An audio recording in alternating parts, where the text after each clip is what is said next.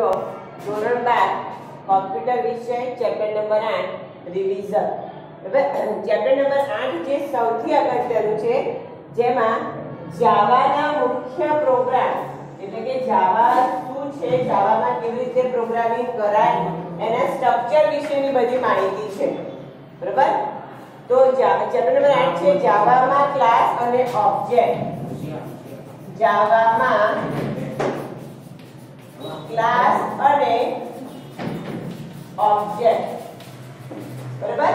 જે અહીંયાથી આપણે OOP એટલે ઓબ્જેક્ટ ઓરિએન્ટેડ પ્રોગ્રામિંગ, આ ફૂલ ફોર્મ ખાસ યાદ રાખવાનું છે.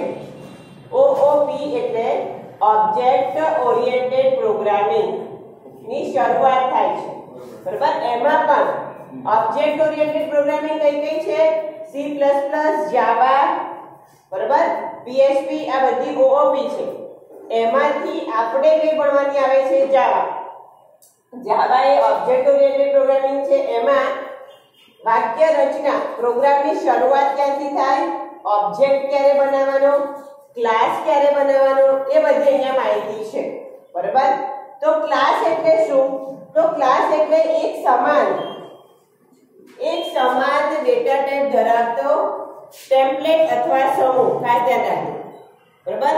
અથવા એક કરતા વધારે ઓબ્જેક્ટને સમાવતો સમૂહ અથવા તો ટેમ્પલેટ. બરાબર? ક્લાસ એટલે શું? ખાસ ધ્યાન રાખજો. એક કરતા વધારે ઓબ્જેક્ટને સમાવતો સમૂહ અથવા ટેમ્પલેટ. બરાબર? બીજો પ્રશ્ન, ક્લાસને દર્શાવવા માટેની કી કઈ છે? તો અહીંયા ખાસ શબ્દ યાદ રાખવાનો છે, ક્લાસ. ક્લાસ એક કીવર્ડ છે જાવામાં. કોઈ પણ ક્લાસને નિર્દેશ કરવા માટે એટલે કે ક્લાસને ડિક્લેર કરવા માટે પહેલા કયો શબ્દ લખવો પડશે? ક્લાસ. પછી ક્લાસનું નામ. ધારો કે આપણે લખી લઈએ સ્ટાન્ડર્ડ 12. તો આ શું કહેવાશે? Class name. શું કહેવાશે? Class name. બરાબર? ક્લાસ એક કીવર્ડ છે, કમ્પલસરી લખવાનો અને પછી એનું નામ લખવાનું. જો તમે આ કીવર્ડ નહીં લખો તો ઓટોમેટિક કમ્પ્યુટર શું કરશે? આને ખાલી એક સ્પેલિંગ તરીકે ગણશે, જાવાનો પ્રોગ્રામ બનશે નહીં. હવે અહીંયા તમે કૌંસમાં કંઈ પણ લખતા નથી, ખાલી બ્રેકેટ ઓપન ક્લોઝ કરી દો છો. એનો મતલબ છે કે ક્લાસની મેથડ કેવી છે? એમ્પ્ટી. જેને શું કહેવાય છે? નલ. બરાબર? તમે ક્લાસ બનાવ્યો પણ ક્લાસની અંદર કોઈ મેથડ, કોઈ પદ્ધતિ, કોઈ વેરિયેબલ, કોઈ ગણતરી વાપરી નથી. એટલા માટે એ ક્લાસ કેવો કહેવાશે? ખાલી અથવા એમ્પ્ટી, જેને આપણે નલ પણ કહીએ છીએ.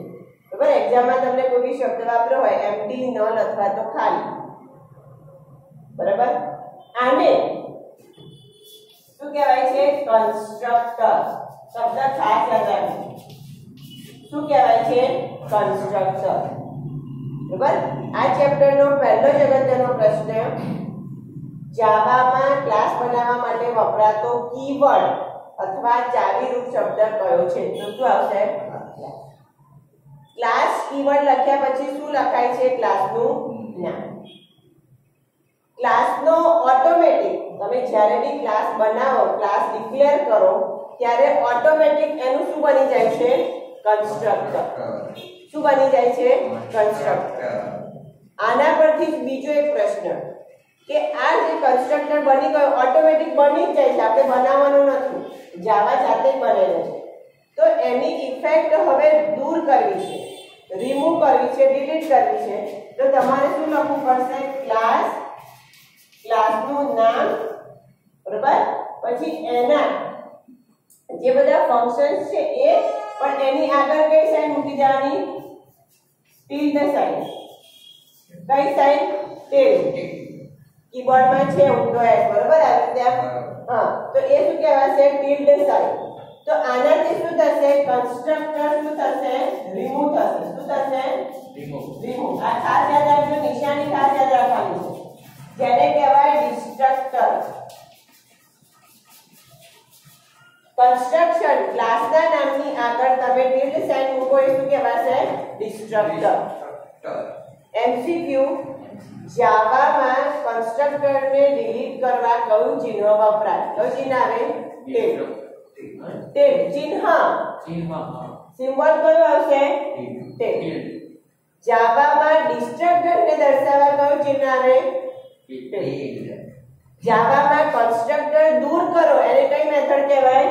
ડિસ્ટ્રક્ટર. બરાબર? આ રીતે યાદ રાખવાનું છે. ફરી એકવાર જાવામાં પૂર્વ નિર્ધારિત ક્લાસની સાથે શું બની જાય છે?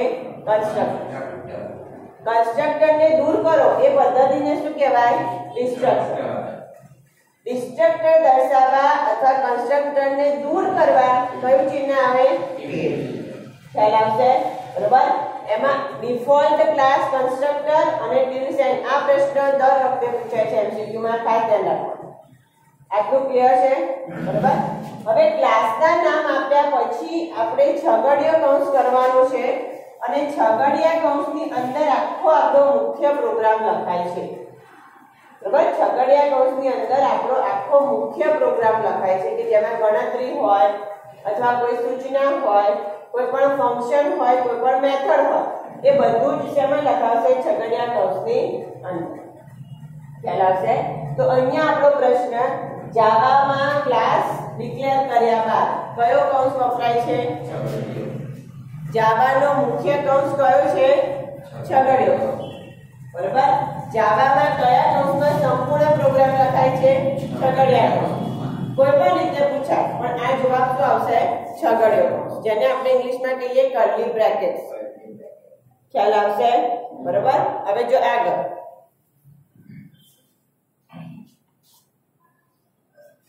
હવે આપણે જાવામાં જે ક્લાસની વાત કરી છે એની વાક્ય રચના ખ્યાલ આવી ગયો. ક્લાસ કીવર્ડ, ક્લાસનું નામ અને છગડીયા કૌંસમાં વેરીએબલ અને બધા ડિક્લેરેશન. બરાબર?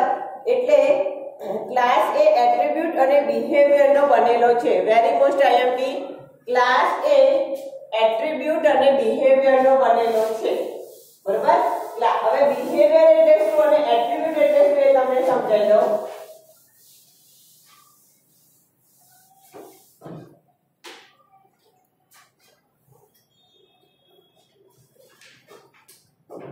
તો અહીંયા આપણે ફરી એને ઉદાહરણ લખીએ. Class standard 12. બરાબર? એમાં variable integer, student, roll number. જો અહીંયા ખાસ ધ્યાન આપણા ક્લાસનું નામ શું છે? સ્ટાન્ડર્ડ 12. એમાં મેં કયો વેરીએબલ લીધો? Student, roll number. બરાબર? કયો વેરીએબલ લીધો? Student, roll number. બરાબર? હવે આ વેરીએબલ પર તમે કઈ ગણતરી કરશો? બરાબર? આ એને શું કહેવાય છે? એની મેથડ. શું કહેવાય છે? એની મેથડ. અને આ વેરીએબલને તમે કેવી રીતે ડિક્લેર કર્યો છે? બરાબર? એ શું કહેવાય છે? એનું બિહેવિયર. એટલે ક્લાસ એનો બનેલો છે? મેથડ અને બિહેવિયરનો. ખાસ યાદ રાખજો. ક્લાસ કઈ બે વસ્તુનો બનેલો છે? મેથડ અને બિહેવિયર. બરાબર? હવે આગળ જે ધારો કે અહીંયા બીજો વેરીએબલ એટલે કે ઇન્ટીજર, સ્ટુડન્ટ, માર્ક્સ. બરાબર? તો આમાં મેં કેટલા વેરીએબલ લીધા? 2. હવે એ વેરીએબલને કેવી રીતે દર્શાવીશ અથવા તેના પર કઈ ગણતરી કરીશ એને શું કહેવાશે? એની મેથડ. શું કહેવાશે? એની મેથડ. બરાબર? તો મેથડ અને એનો બિહેવિયર એ ક્લાસની બે મુખ્ય લાક્ષણિકતા છે. આગળ હવે આ જે વેરીએબલ છે એને સ્ક્રીન ઉપર દર્શાવવા એટલે કે જાવામાં ધોરણ 10 માં આપણે સી પ્રોગ્રામિંગ ભણી ગયા. એમાં જેટલું કોડિંગ કરે એટલો જવાબ આવે. HTML માં જેટલું લખીએ એટલો જવાબ આવે. વધારાનું જાતે કશું જ ના. તો એવી જ રીતે જાવામાં પણ તમારે શું કરવું પડશે? કોડિંગ. શું કરવું પડે છે? કોડિંગ. તો આનો જવાબ તમારે સ્ક્રીન પર દર્શાવવો હોય તો લખવું પડે system.out.println. આખી લાઈન સમજો. જાવામાં માહિતીને દર્શાવવા માટે અથવા જાવામાં કોઈ પણ ગણતરીને દર્શાવવા માટે કઈ મેથડ આવે છે? System dot out dot print LN. Print LN મતલબ નવી લાઈનમાં પ્રિન્ટ થશે જવાબ. એલએન એટલે ન્યુ લાઈન. બરાબર? System dot out dot print LN જાવામાં કોઈ પણ સંદેશો છાપવા, કોઈ પણ વેરિયેબલની કિંમત છાપવા, કોઈ પણ ગણતરીનો જવાબ મેળવવા કઈ મેથડ આવશે? System dot out dot print LN. બરાબર છે? હવે આમાં અહીંયા હું roll number is equal to આપી દઉં છું 1. તો રોલ નંબર વેરિયેબલની કિંમત મારી કેટલી થઈ? 1. રોલ નંબર વેરિયેબલની કિંમત કેટલી થઈ? 1. તો સ્ક્રીન ઉપર મારે દર્શાવવું છે કે યોર રોલ નંબર ઇઝ. બરાબર? તો અહીંયા મારે લખવું પડશે યોર રોલ નંબર ઇઝ. હવે અહીંયા ખાસ ધ્યાન રાખવાની જે વાત છે એ કે વેરિયેબલના નામની આગળ જાવામાં હંમેશા કઈ સાઇન આવે છે? Plus sign.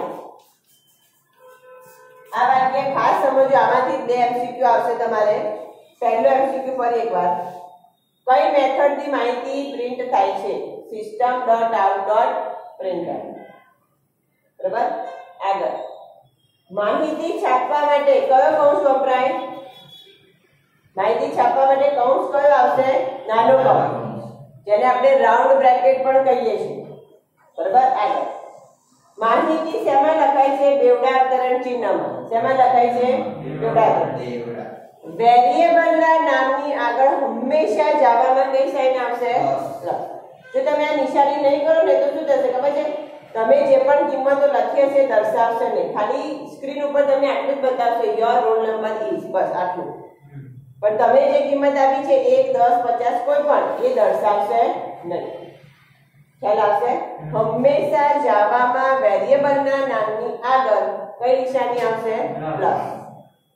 જો આ નિશાની નહીં આપો તો જાવા એની કિંમત, એનો જે પણ જવાબ આવતો હશે એ બતાવશે નહીં. ખ્યાલ આવશે? તો આ બેઝિક આપણે જાવા અને એના ક્લાસની વાત કરી. ખ્યાલ આવે છે દરેકને આટલું? આગળ હવે આપણે બીજું એક વાક્ય લખવું છે. તો again system dot out dot print LN double inverted કોમામાં લખીએ નેમ. સ્ટુડન્ટ માર્ક્સ લખીએ તો લખી નાખીએ યોર માર્ક્સ ઇઝ. બરાબર? પ્લસ શું લખવું પડશે મારે? Student marks. હવે આ લખવાથી શું થશે? ધારો કે આ સ્ટુડન્ટના માર્ક્સ આપી દઉં છું 95. તો આટલું ખાલી લખીશ યોર નેમ ઇઝ તો એવું એઝ ઇટ ઇઝ પ્રિન્ટ થશે. પણ 95 ક્યારે આવશે? જ્યારે મેં પ્લસ સ્ટુડન્ટ માર્ક્સ લખ્યું હશે ત્યારે. ખ્યાલ આવે છે? બરાબર? ખ્યાલ આવશે આટલું? હવે આ બધી જ વાત થઈ ક્લાસ વિશે. તેના વિશે થઈ ક્લાસ. હવે આ ક્લાસ ઉપરથી ઓબ્જેક્ટ બનાવવાનું છે. હવે ઓબ્જેક્ટ એટલે શું એ તમને સમજાયું. બરાબર? તો ક્લાસ આખો ધારો કે સ્ટાન્ડર્ડ 12 તો એ મારો આખો એક ક્લાસ કહેવાશે. બરાબર? હવે મારે કોઈ કામ હોય તો હું સ્ટાન્ડર્ડ 12 બોલું એટલે બધા વિદ્યાર્થીઓ આવી જાય. પણ હવે એમાં અમુક વિદ્યાર્થીઓ 1 થી 10 રોલ નંબર વાળા અલગ કરવા છે, 11 થી 20 રોલ નંબર અલગ કરવા છે. તો મારે એટલા બધા વેરિયેબલ લેવા પડે અને એટલી બધી વખત માહિતી લખવી પડે. બરાબર? પણ હવે હું શું કરું છું કે જે આને અલગ અલગ કામ કર્યું ને એ અલગ અલગ કામને હું એક ગ્રુપ બનાવી દઉં છું. મેં અહીંયા બે વેરિયેબલ લીધા છે, બે વાક્યો લખ્યા છે. ખ્યાલ આવે છે? કેટલા વેરિયેબલ લીધા છે? વાક્યો કેટલા લખ્યા છે? હવે આ બંને વેરિયેબલને હું એક જ નામ આપીને સેવ કરું તો મારું કામ ઈઝી થઈ જાય. મારે ખાલી એક જ વસ્તુ બોલવાની છે. બરાબર? તો એવી જ રીતે જે અલગ અલગ મેથડ છે, અલગ અલગ વેરિયેબલ છે, એ બધાને હું એક ટૂંકા નામથી બોલાવું એને શું કહેવાશે? ઓબ્જેક્ટ. શું કહેવાશે? ઓબ્જેક્ટ. ઉદાહરણ તરીકે જો અહીંયા મેં લખ્યું છે ક્લાસ 12, એનું નામ આપી દઉં S12. તો હવે આ ક્લાસ 12 માં જે પણ કંઈ મેં કામ કર્યું છે એ બધું હવે કયા નામથી ઓળખાશે? S12. એ મારો શું કહેવાશે? ઓબ્જેક્ટ. શું કહેવાશે? ઓબ્જેક્ટ. તો જાવામાં બિહેવિયર અને મેથડનો ઉપયોગ કરીને જે ક્લાસ બનાવ્યો છે એ ક્લાસનું ટૂંકું નામ શું કહેવાશે? ઓબ્જેક્ટ. તમે તમારી રીતે કોઈ પણ નામ આપી શકો. બરાબર, આપણે બી WhatsAppમાં ગ્રુપ બનાવીએ છીએ તો વ્યક્તિ વાઇઝ બધા નામ લખીએ છીએ. વ્યક્તિ વાઇઝ ના, ગ્રુપમાં શું હોય? ગ્રુપનું એક કોમન નામ જ હોય. બરાબર, પછી ગ્રુપમાં મેસેજ મૂકીએ તો બધાને મળી જાય. તો એ ગ્રુપ આપણી ભાષામાં જાવામાં શું કહેવાશે? ઓબ્જેક્ટ. શું કહેવાશે? ઓબ્જેક્ટ. પછી એમાં તમારે ઇન્ડિવિડ્યુઅલ મેસેજ આપવો હોય તો આપી શકાશે. બરાબર, એ ક્લાસની મેથડ કહેવાય. પણ આખાને કોમન કઈ વસ્તુ આપી છે, મેસેજ આપવો છે, તે શું કહેવાશે? ઓબ્જેક્ટ. ક્લિયર છે આટલું? બરાબર, તો ઓબ્જેક્ટ એટલે શું? તો જાવામાં આપેલ તમામ મેથડ અને બિહેવિયરનું ગ્રુપ શું કહેવાશે? ઓબ્જેક્ટ. શું કહેવાશે? ઓબ્જેક્ટ. હવે જો તમારે અહીંયા શું લખવાનું? s12.student roll number. બસ આટલું જ લખવાનું. આટલું લખશો એટલે સ્ટુડન્ટ રોલ નંબરમાં જે પણ કિંમત આપે છે ને ઓટોમેટિક આવી જશે. આ બધું લખવાની જરૂર નથી. ચાલ આવે છે. મેં શું લખ્યું? s12 એટલે મારો ઓબ્જેક્ટ કયો હતો? s12. કયા ક્લાસનો? સ્ટાન્ડર્ડ 12. તો અહીંયા લખ્યું એનો કયો વેરિયેબલ? Student roll number. તો એમાં આપેલી બધી કિંમત ડાયરેક્ટ આવી જશે. મારે આવું કશું લખવાની જરૂર નથી. ખ્યાલ આવશે? બરાબર. હવે માર્ક્સ લેવા હોય તો s12.student માર્ક્સ. બસ આટલું જ લખવાનું છે. બીજી કોઈ જ માહિતી આપવાની જરૂર નથી. ખ્યાલ આવશે આટલું? તો જાવામાં ઓબ્જેક્ટ એટલે શું અને ક્લાસ એટલે શું એ ખાસ ક્લિયર કરવાનું છે. ચેપ્ટર નંબર 8 માં છે આ વસ્તુ. ખ્યાલ આવશે દરેકને? બરાબર. તો હવે આગળ જઈએ થોડું. હવે આ ઓબ્જેક્ટ જે બને છે એ ઓબ્જેક્ટને સાચવવા માટે, એટલે કે ઓબ્જેક્ટમાં જે પણ તમે અહીંયા કિંમતો આપી છે બધી કિંમતો સાચવવા માટે એક કીવર્ડ વપરાય છે. એ કયો છે? ન્યુ. કયો છે? ન્યુ. ઓબ્જેક્ટ બનાવવા માટે, ઓબ્જેક્ટની કિંમતોને સાચવવા માટે જાવામાં કયો કીવર્ડ વપરાય છે? ન્યુ. જે મેમરીમાં માહિતી સાચવવા માટેની જગ્યા આપે છે. શું આપે છે? જગ્યા. બરાબર. ન્યુ કીવર્ડ શું કરે છે?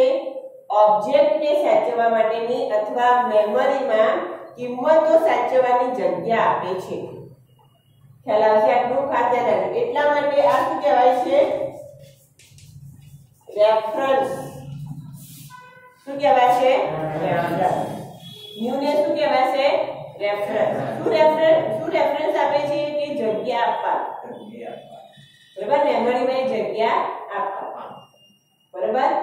અહીંયા બીજો એક શબ્દ ખાસ યાદ રાખજો કે ઘણી વખત શું થાય છે? તમે ક્લાસનો ઓબ્જેક્ટ બનાવી દીધો, બરાબર, એને ડિલીટ કરો, ફરી બનાવો, તો વારંવાર તમે જે આ પ્રક્રિયા કરો છો એનાથી મેમરીમાં ગાર્બેજ કલેક્શન બને છે. શું બને છે? જેને કહેવાય હીપ. આ શબ્દ ખાસ યાદ રાખજો. હીપ. હવે હીપ એટલે શું તમને સમજાવું? હીપ. હવે ઉદાહરણ આપજો. ધારો કે આપણે ગ્રુપ WhatsApp નું બનાવી દીધું, પછી ડિલીટ કર્યું, ફરી પાછું બનાવ્યું, ફરી ડિલીટ કર્યું. તો તમે ગ્રુપ બનાવો છો ત્યારે ઓલરેડી મેમરી વપરાય છે, ડિલીટ કરો છો એટલે મેમરી ખાલી થાય છે. પણ ફરી પાછું બનાવો એટલે ફરી મેમરી વપરાય, ફરી ડિલીટ કરો એટલે ફરી ખાલી થાય. તો આ પ્રક્રિયા કરવાથી વારે વારે એનું એ જ કામ તમે કરો છો, એની એ જ વસ્તુ ડિલીટ કરો છો, ઓપન ક્રિએટ કરો છો, ડિલીટ કરો છો, ક્રિએટ કરો છો. તો એનાથી મોબાઈલ હોય કે કોમ્પ્યુટર હોય એમાં બેડ સેક્ટર્સ આવે, એટલે કે જે વાયરસ કહીએ વાયરસ ભરાવાની જગ્યા વધતી જાય, બનવાની જગ્યા વધતી જાય. તો એને કહેવાય ગાર્બેજ કલેક્શન. શું કહેવાશે? ગાર્બેજ. ગાર્બેજ એટલે કચરો. બરાબર. એટલે એ જે કચરો ભરાય, મેમરી એવી બેડ બનતી જાય, ખરાબ બની જાય, એને જાવાની ભાષામાં શું કહેવાશે? હીપ. શું કહેવાશે? હીપ. બરાબર. બસ આટલા બસ હવે આટલા શબ્દો ખાસ યાદ રાખો. ફરી એકવાર કહી દઉં, MCQ જ કહું છું, મોસ્ટ MCQ ની વાત કરું છું. જાવામાં ઓબ્જેક્ટ બનાવવાનો કીવર્ડ કયો છે? ન્યુ. આ કીવર્ડને શું કહેવાય? રેફરન્સ. શું કહેવાશે? રેફરન્સ. જાવામાં મેમરીને ગાર્બેજ કલેક્શન બને છે એને શું કહેવાશે? આટલું યાદ રાખવાનું. આટલું ક્લિયર છે? બરાબર. આગળ જઈએ. હવે ગાર્બેજ કલેક્શનની ખબર પડી ગઈ, ન્યુ કીવર્ડની ખબર પડી ગઈ, આપણને હીપની ખબર પડી ગઈ. ત્યાર પછી આવે છે જાવામાં ક્લાસના પ્રકાર.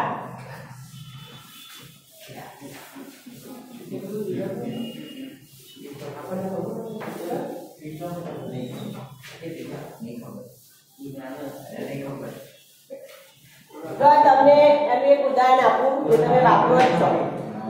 તમે ક્યારે વોટ્સએપમાં વોઇસ મેસેજ કરો છો?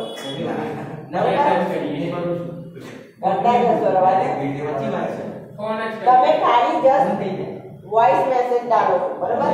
તો એ વખતે કદાચ તમે માઇક નહીં કર્યું પણ તમારા કોમ્પ્યુટરમાં T00 કરી એનઓજી ફાઇલ બને છે. આ નંબર બદલાય, હા, 1 2 3 જેટલા મેસેજ કરો એ પ્રમાણે 00100 જેવું આવે છે. પણ એક્સટેન્શન શું હોય છે? એનઓજી બ્લોક ફાઇલ, બરાબર? તમે જ્યારે WhatsApp ક્લિયર કરો છો ને ત્યારે આ બધી ફાઇલો ક્લિયર થાય છે, બરાબર? આ શું છે?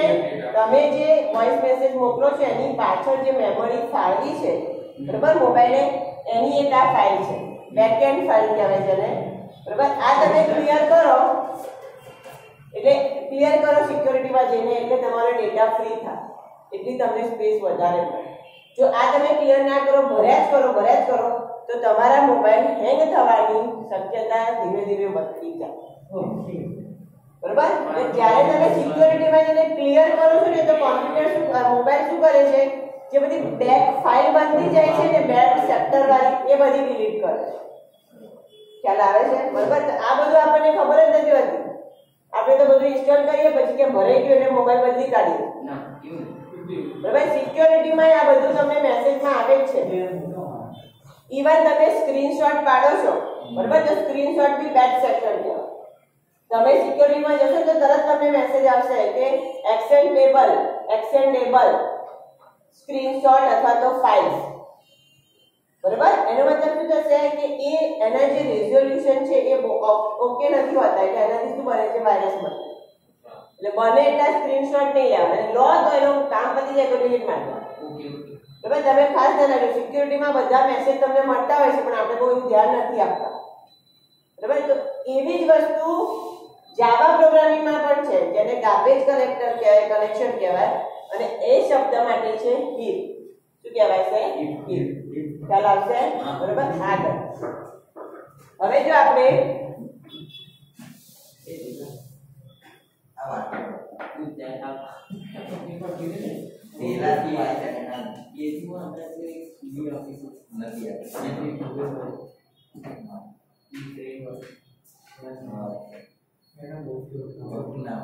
જો હવે જાવામાં આવે છે ક્લાસ. જો જાવામાં આવે છે ક્લાસ, બીજો એક નાનો ટોપિક લઈ લો, બરાબર? અહીંયા જાઓ. હવે આપણે જે ક્લાસ બનાવ્યો એની વાત કરીએ તો પહેલું આવે છે સ્ટેટિક ક્લાસ. હવે આપણે હમણાં ઉદાહરણ જોયું કે ક્લાસ સ્ટાન્ડર્ડ. આ કીવર્ડ છે, આ ક્લાસનું નામ છે, બરાબર? પણ હવે આ ક્લાસમાં હું જે કિંમત આપું એ આખા પ્રોગ્રામ દરમિયાન ફિક્સ રહે, કોઈ એને બદલી ના શકે, એમાં કોઈ ફેરફાર ના થઈ શકે.